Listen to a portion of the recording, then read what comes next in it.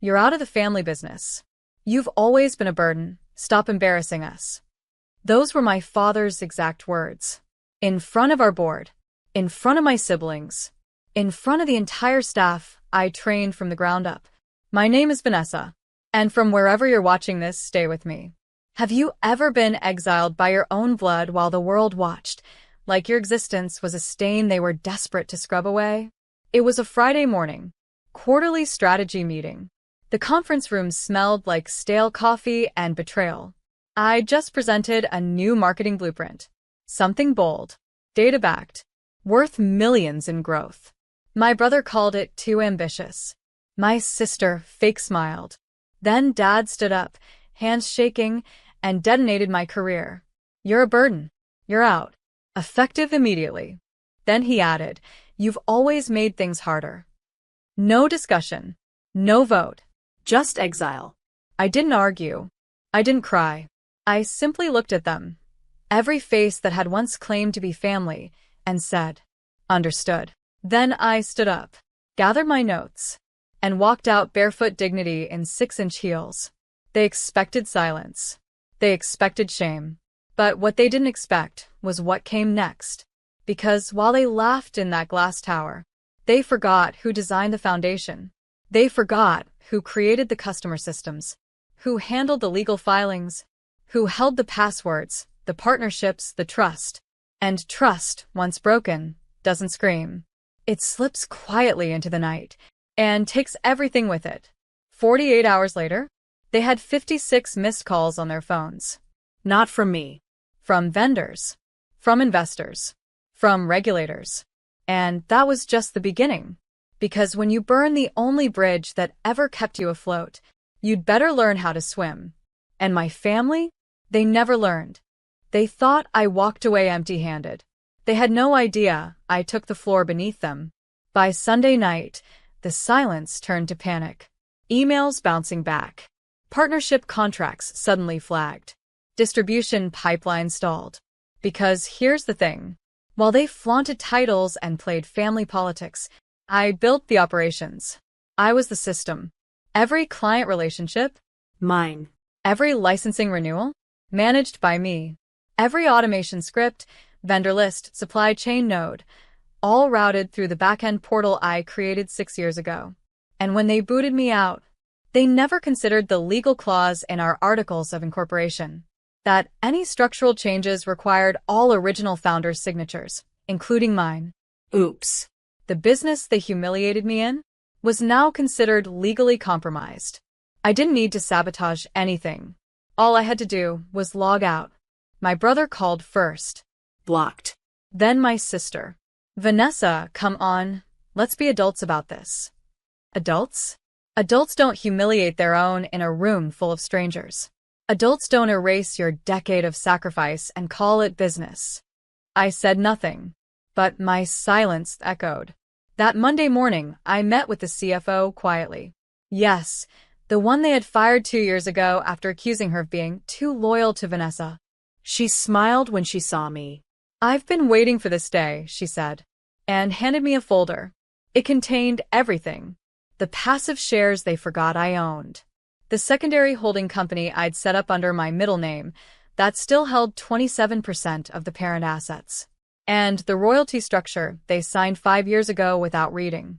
The one that meant, if I walked, they owed me a cut of every transaction. Even now, especially now, I didn't need revenge. I had structure. And structure doesn't beg for respect. It demands it through silence, through paper, through balance sheets. By Tuesday morning, my dad called. No yelling this time. Just a shaky voice and a question. What exactly did you do? I didn't answer. Because I didn't do anything. They did. When they decided I was disposable. When they mistook quiet for weak. And loyalty for leverage. They thought cutting me out was an ending. But they forgot one thing. I built the door. And I was the only one holding the key. Tuesday night, the headlines started rolling in. Not front-page news yet, but whispers in the business columns on finance blogs, industry Slack threads. Family-owned empire faces legal hurdles after sudden executive ouster. Operational freeze reported amid internal shakeup at Lennox Group. The irony? I was the internal shakeup. And all I had done was step away. My sister texted me a single line. Please talk to Dad. He's not sleeping. I left her on read. Because for 16 years, I didn't sleep. Not when they called me at 2 a.m. to fix what they broke. Not when I stayed up perfecting proposals they pitched as their own. Not when I signed contracts under pressure just to keep the family name clean. They had no idea how much of the business ran on my back. But now, they were feeling the weight of their own arrogance. By Wednesday morning, their merchant processor froze transactions. Because someone flagged their compliance docs for review. All legal. All fair. They called an emergency board meeting. Except, the board couldn't convene. Why? Because legally, the board still required my signature to authorize quorum. That little clause buried in the bylaws? Yeah. I wrote that. They never noticed. They thought they could erase me. They forgot I designed the ink.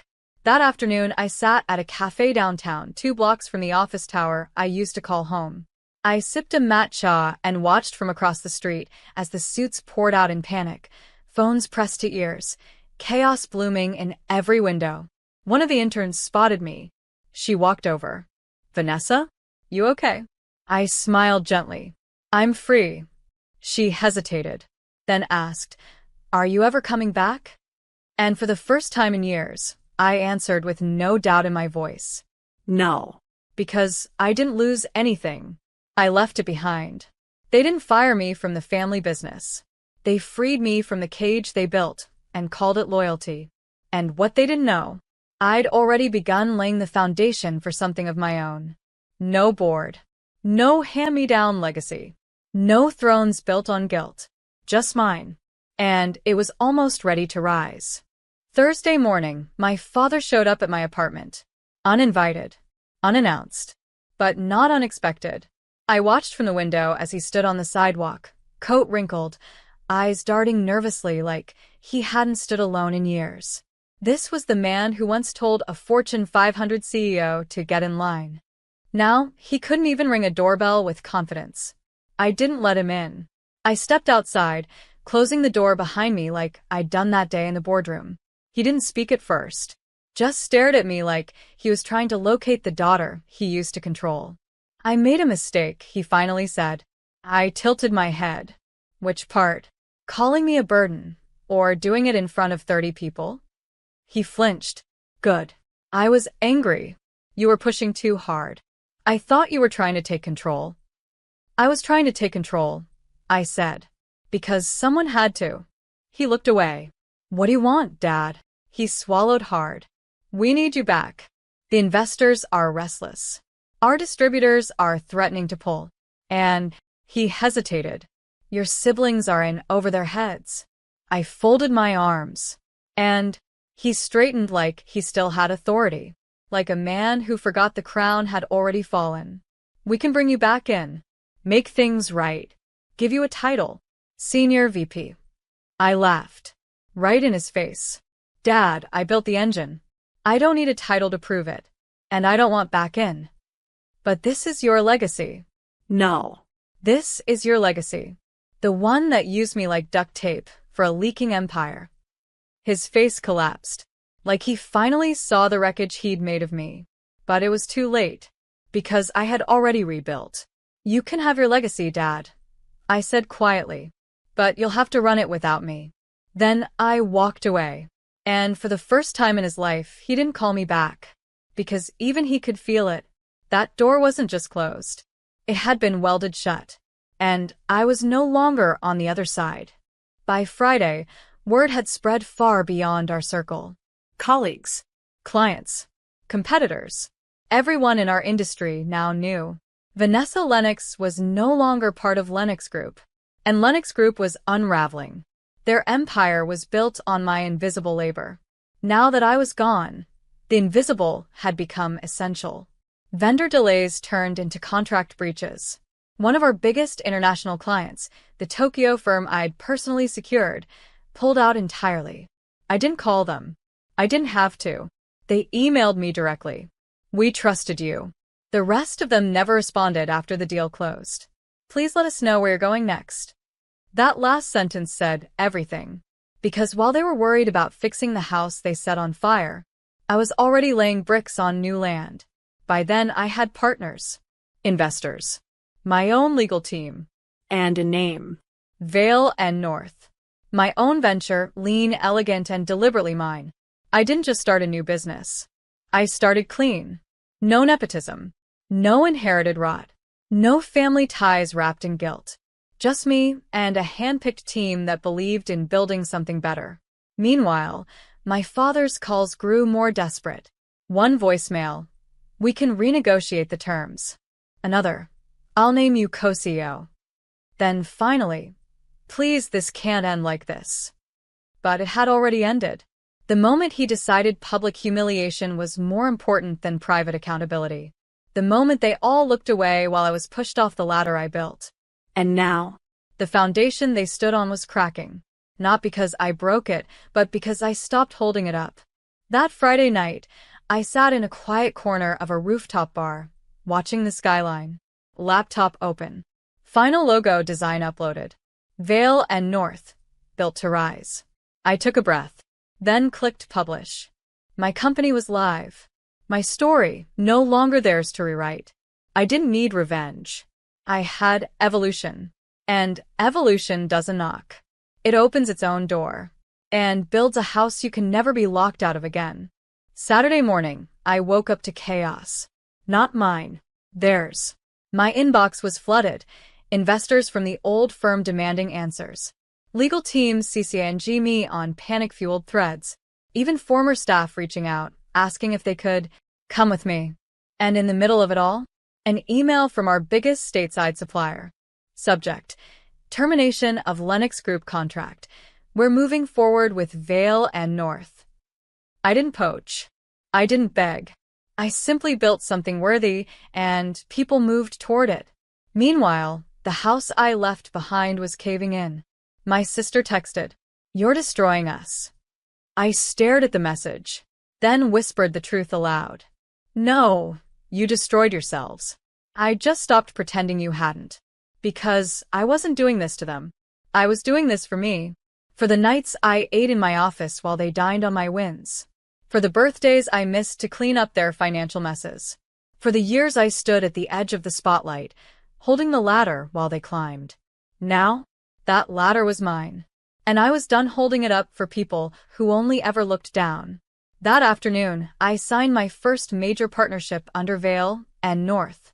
A clean six-figure deal. All mine. No split. No dad hovering with edits.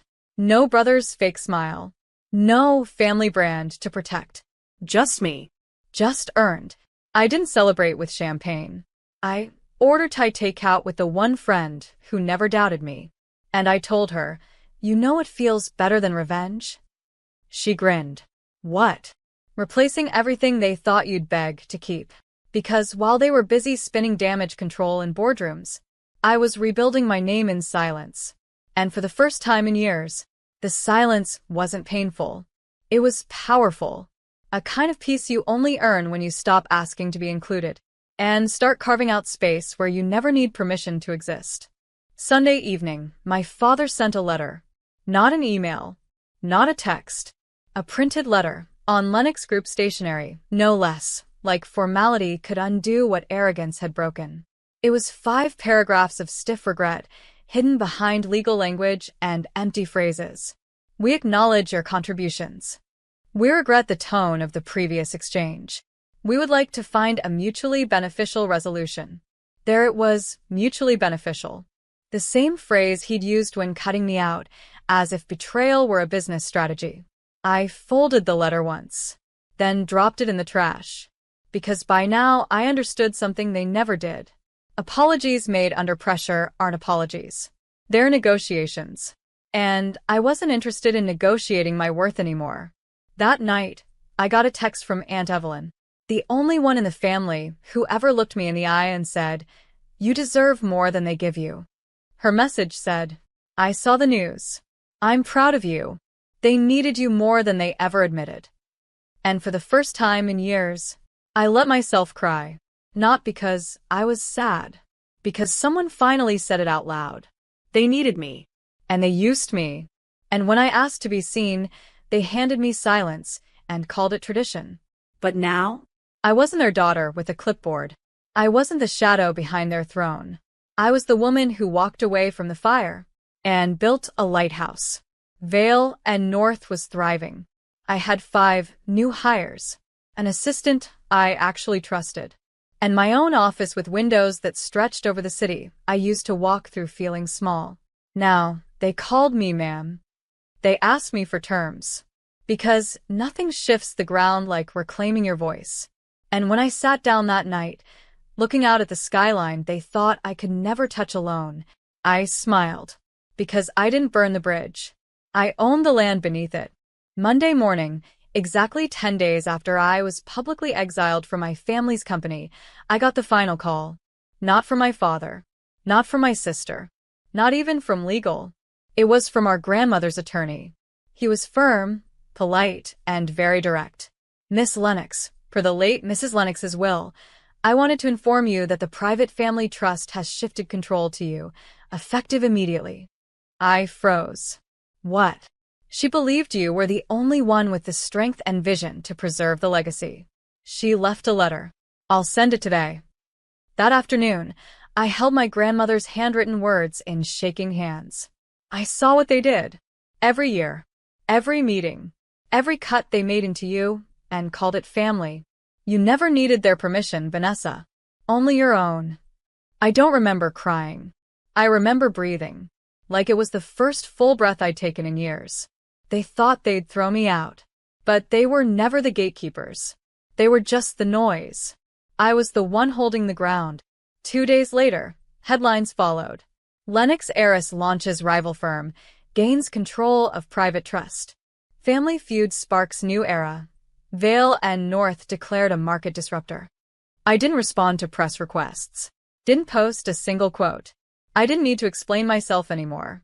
Because the boardroom they kicked me out of now watched my growth from behind glass.